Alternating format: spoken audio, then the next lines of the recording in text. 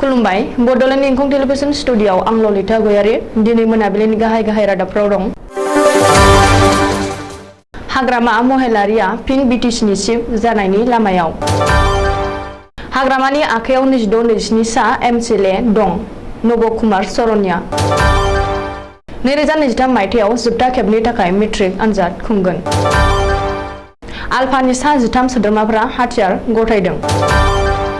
साबकाटा पुलिसआ सोंगाब सोंनाय बादायलायनाय बानजायदों। क'क्राझाराव सानै हिनजावसाखौ जिनाहारि खालामनो नाजानायनि फिनजाथाय। बाक्सायाव मोनसे फुख्रिनिफ्राय सासे सुबुंनि गोथै सह बोखांदों। पाकिस्ताननि ड्रनखौ बीएसएफआ गावख्लायदों। झारखन्डआव हरखाबै बेटारि बेफ्रुनानै टाटा स्टिल फेक्टरियाव अर जोंखांदों। दानिया फैदो आबुं रादाबाव।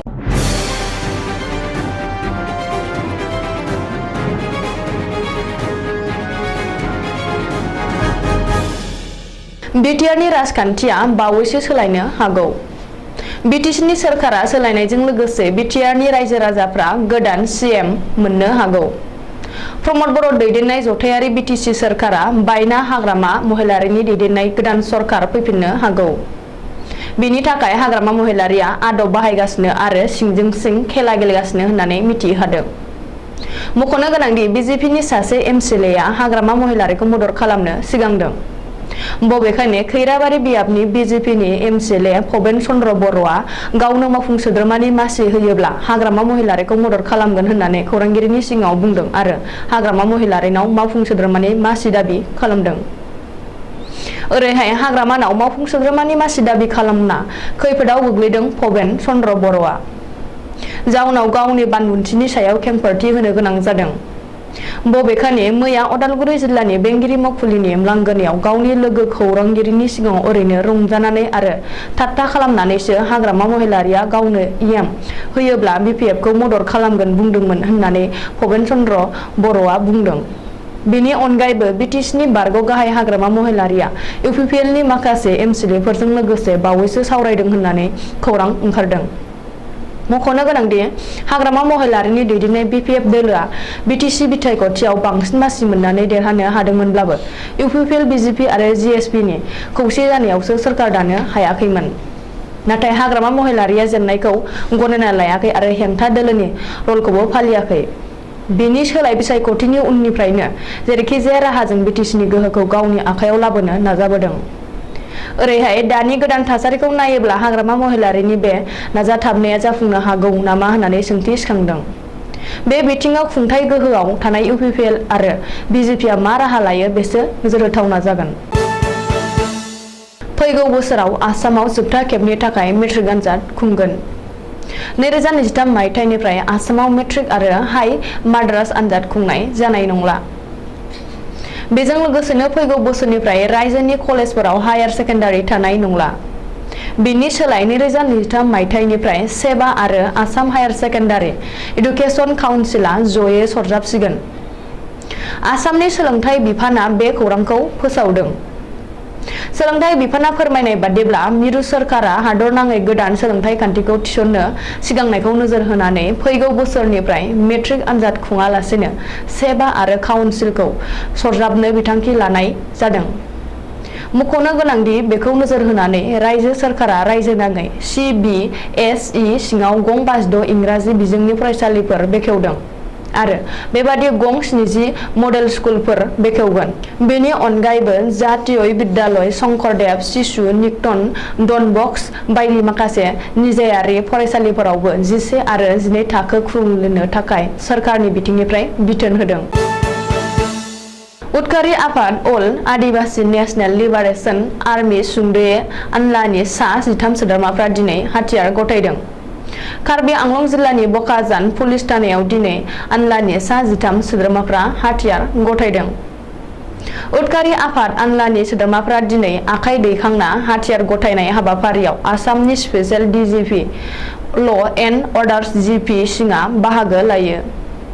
बबेखानि दिनै आसाम पुलिसनि आखायाव गावसोरखौनो गथायनाय आनलानि सोद्रोमाफ्रा गंब्रै गोहोगोरा अट'मेटिक राइफल, गंबा पिस्तल आरो माखासे मेगजिन आरो गोग्गो गुलिफोरखौ पुलिस बिफाननो गथायना होयो।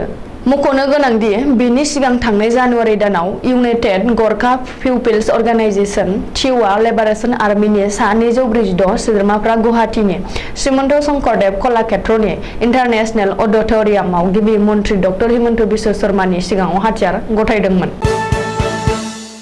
आसाम पुलिसआ हादोरगिरि गाब मान मोननो हादों।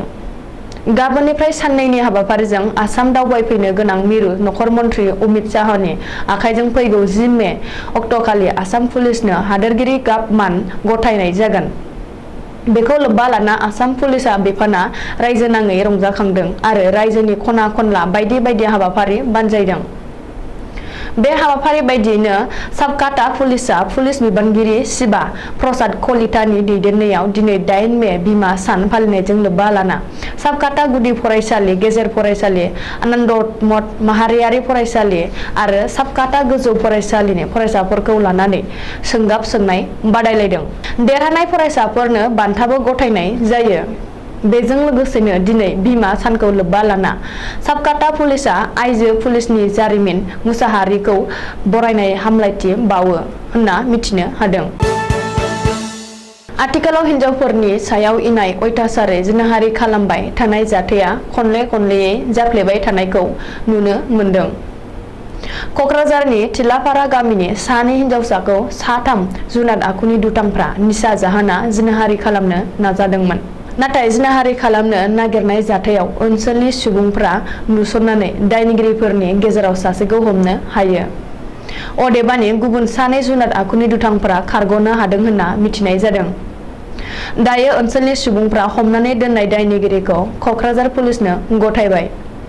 बेनि अनगायैबो दुथांफोरजों जिनाहारि खालामजानो नागिरनाय 2 हिनजावसाखौ बडि टेस्ट खालामनो थाखाय देहा फाहामसालियाव थिसनथाय हरबाय।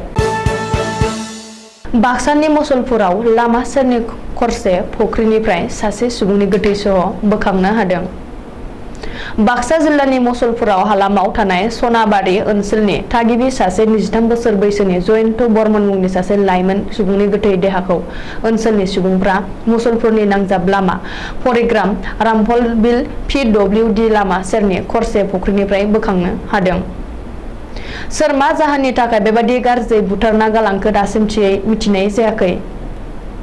जाथायनि उनाव ओनसोलनि सुबुंफ्रा मुसलपुर पुलिसनो खौरां हरनानै जयन्त बर्मननि गोथै देहाखौ पस्टमर्टेमनि थाखाय देहा फाहामसालियाव थिसनथाय हरबाय होनना मिथिनाय जादों। थांनाय सानथामसो सिगाङाव BSFनि मावसुमाफ्रा जम्मुनि साबा जिल्लानि सकरखिरानि सीमा बारनानै हा सिंजों गोलाव गरं खालामनानै लामा बानायनायखौ सन्दानखांनायनि उनाव फिन गुबुन मोनसे जाथाय। पाकिस्ताननि ड्रनखौ रैखाथि होग्रा BSFनि जवानफ्रा गावख्लायदों। सनिबारखालि मोनाबिलिनि 8 रिंगासो समाव जम्मु काश्मीरनि सीमा अरनिया ओनसोल फारसे बिरबोबाय थानाय गंसे ड्रनखौ रैखाथि होग्रा BSFनि मावसुमाफ्रा 8 राउन्ड गुलिजों गावख्लायदों। नाथाय गावख्लायनाय लोगो लोगोनो ड्रनआ फिन पाकिस्तान फारसे बिरलांफिनदों होनना BSFनि मावसुमाफ्रा बुंथिदों। दायो BSFनि मावसुमाफ्रा अरनिया ओनसोलखौ सोरगिदिं बेंखननानै गाहायाव ड्रनआ माबाफोर मुवा बेसाद गारख्लायलांदों नामा बेखौ गोख्रोङै नायबिजिरगासिनो दं। झारखन्डनि जामशेदपुराव टाटा स्टिल फेक्टरियाव हरखाबै अर जोंखांदों।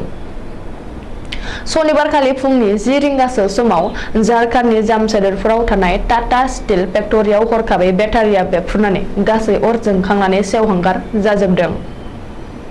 सुलुङाव मिथिनाय बायदिब्ला बे बेटारि बेफ्रुनाय जाथायाव 3 सुबुंफ्रा गोब्राब जोखोम जादों। दायो बे जाथायाव गोब्राब जोखोम जानाय 3खौबो देहा फाहामथायनि थाखाय देहा फाहामसालियाव थिसनथाय हरबाय। दिनैनि रादाबा एसेनोसै। गोजोन्थों।